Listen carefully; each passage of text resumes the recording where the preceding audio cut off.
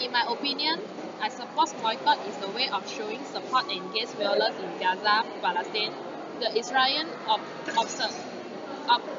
occupation army committed a new massacre in Gaza, causing the death and injury of hundreds of Palestinian civilians, including a yet unknown number of school children who are headed home from school when the first Israel military shrinkers started.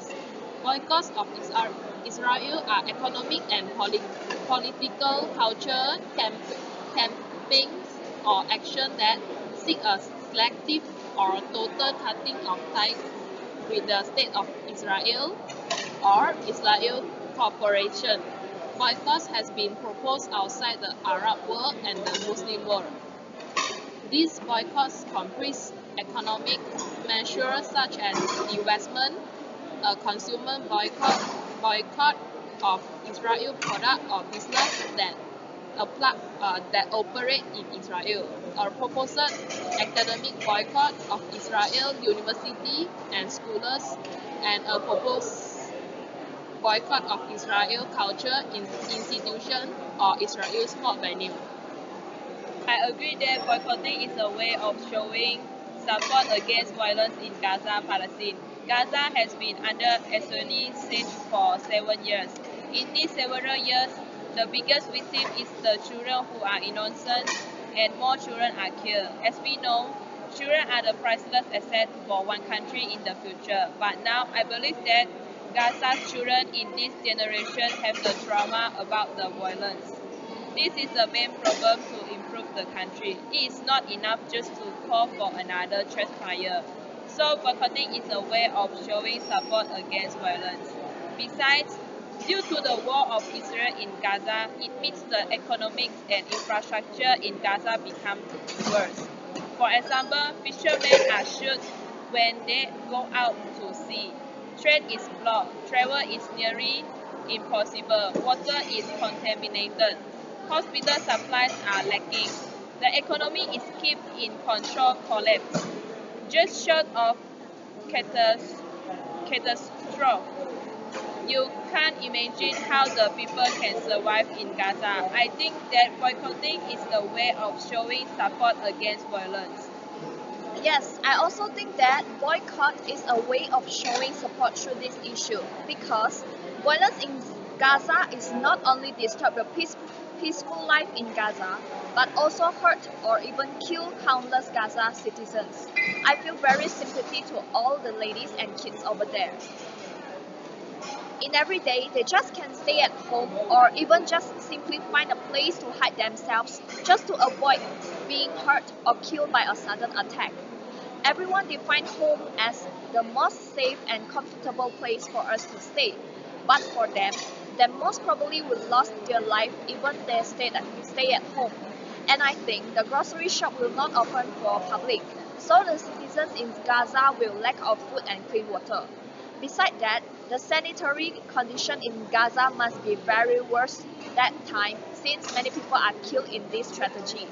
So, the infrastructure and the medical team must be very limited to clear off these carcasses. Survivors will in high risk of infected by disease. They must feel very hopeless under this situation since their government couldn't do anything for them to stop the strategy. I have two suggestions to show support against violence except boycotting Israel.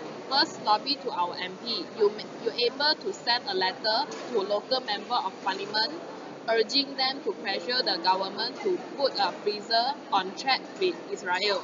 Second, volunteer your time to a charity, for example, Interpol. If you don't have the time, then you can donate or help their many causes. How about you, Pacey? I agree for of your suggestion. Besides that, if we can create the biggest global call ever to get these companies to pull out from Israel, we will show clearly that the world will no longer be complicit in this bloodshed. Our community has worked to bring peace, hope, and change to some of the world's toughest conflicts, and often that means taking difficult position to address the root cause.